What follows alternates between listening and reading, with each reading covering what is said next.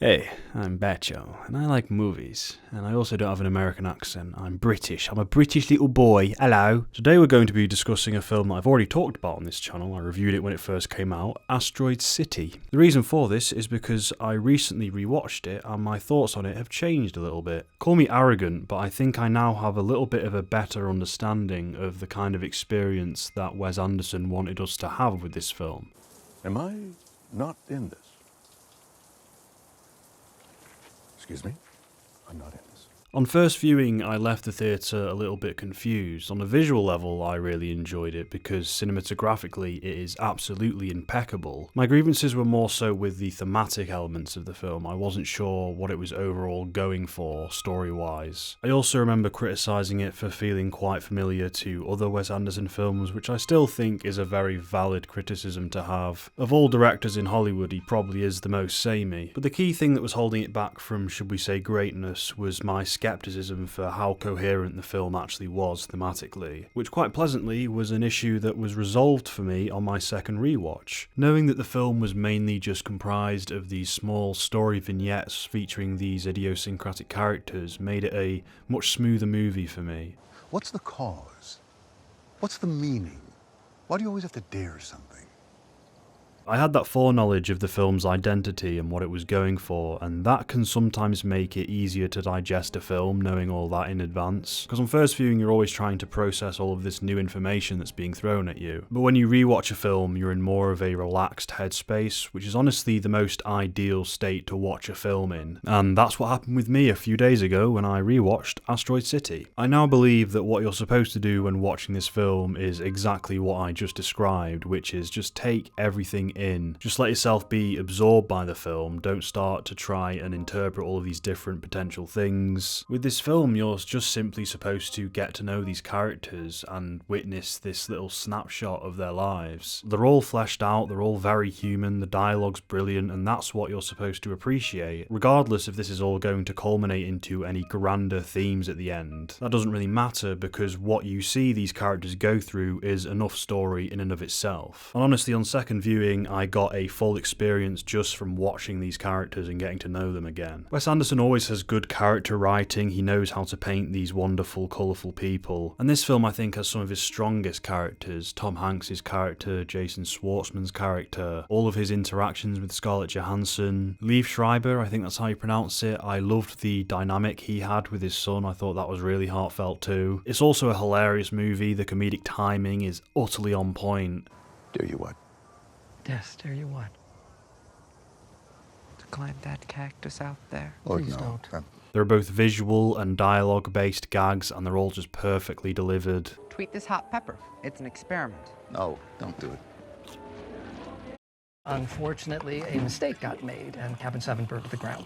It's a tent now. We don't want to sleep in the tent. With all of the things that the characters go through in the movie, I've come to the conclusion that this is essentially one big meditation. Both in a literal and figurative sense, Asteroid City is this in-between state for all of these characters. They all stop there, they all even get quarantined there for an extended period of time, and they can't really do anything else except express all of their different emotions they've been having. A lot of the characters in this film are always seeking answers to certain questions regarding maybe existentialism or the future of America. Will he visit us again? Will he speak to us? What will he say? Why did he steal our asteroid? Was it ours in the first place? I don't mean to evade your questions. I want to emphasize that you're safe. We all are here on Earth. Your parents have been notified of at least something. And I think the film has this unspoken statement in response to all of that, where it's essentially instructing all of the characters to not obsess over figuring out the answers to all of these questions. I think that what they're supposed to do with the predicament that they're put in this film is essentially meditate, as I was saying before. Slow down and lay out all of their emotions for all to see so they can come to terms with them. Two catastrophically wounded people who don't express the depths of their pain because we don't want to. That's our connection. And I think by the end of this film, each character has undergone their own kind of therapy, and that's how this film gives you closure. That's how this film makes you feel this sense of resolution, even though nothing explicit is said. Now, I think that this shared experience had by the characters in the film is a direct reflection of the kind of experiences had by a lot of audience members watching the film itself, or at the very least on a personal level, the experience I had with the movie. This almost stressful process I put myself through where I was trying to analyse and come to a conclusion regarding what the film was about, when the actual solution to all of that, as I was saying before, was just to witness and take in the film. You aren't supposed to be looking for any concrete meaning or overall theme, you're just supposed to be getting in the shoes of these characters. And by doing that, by not fixating on this process of figuring out the movie, so to speak, you actually, ironically, gain a deeper understanding of what this film is trying to be, which I think is pretty cool. The time is never right. The time is always wrong. I do think there is a lot of legitimacy to this idea of these meta themes, because the film is about these plays within plays, these stories within stories. The character that Jason Schwartzman plays within the reality where Asteroid City is just a play, he literally frets because he doesn't feel like he understands the play properly. But then Adrian Brody's character gives him this pep talk where he says, well, you're playing him well, so obviously on some level you do understand this character at the very least. You're doing him just right. In fact, in my opinion, you didn't just become Augie. He became you. If you didn't have this innate understanding of this character's emotions and humanity, then you wouldn't be delivering a good performance, but you are. He essentially says to him, just continue to embed yourself into this character and you'll find the answer that way. Do I just keep doing it? Yes. Without knowing anything? Yes. And that's what Wes Anderson wants us to do with the characters in his film, just embed ourselves into these characters' lives. There doesn't need to be any strict, firm meaning, it's the catharsis that matters. I still don't understand the play. Doesn't matter. Just keep telling the story. Furthermore, the playwright character portrayed by Edward Norton doesn't even fully understand the play himself, and he's the one writing it. He doesn't fully understand why Augie burnt his hand on the sandwich maker, it just happened when he was writing. Why does Augie burn his hand on the cookie griddle?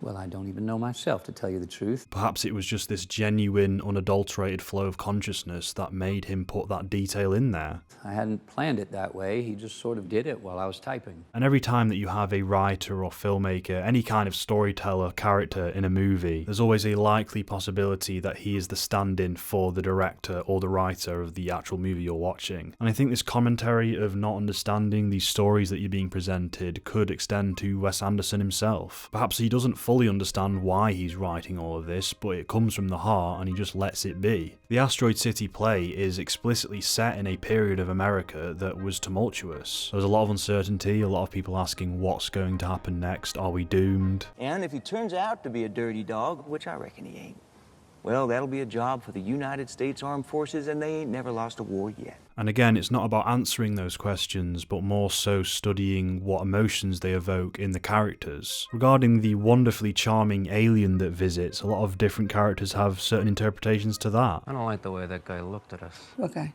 The alien.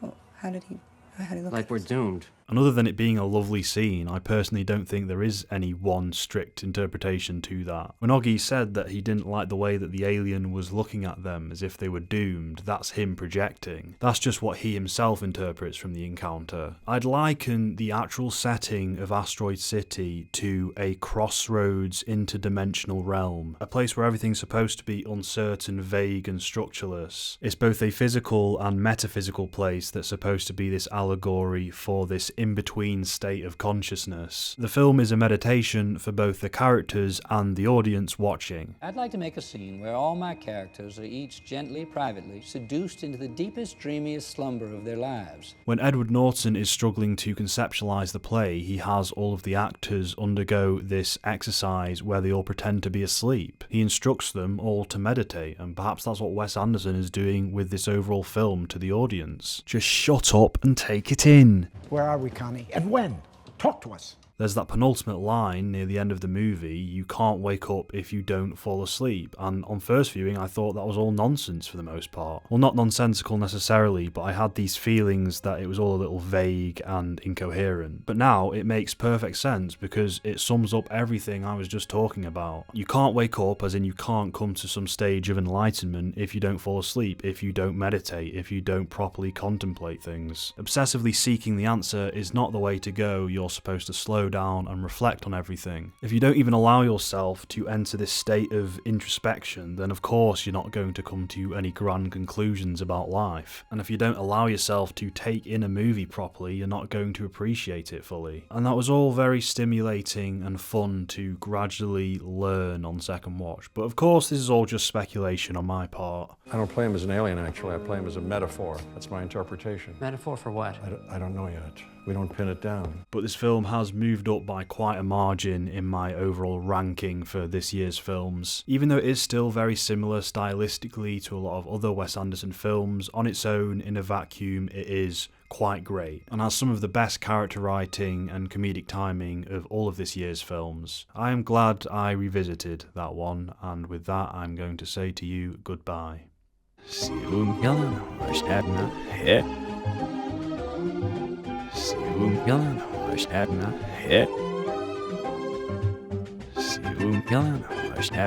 Hit.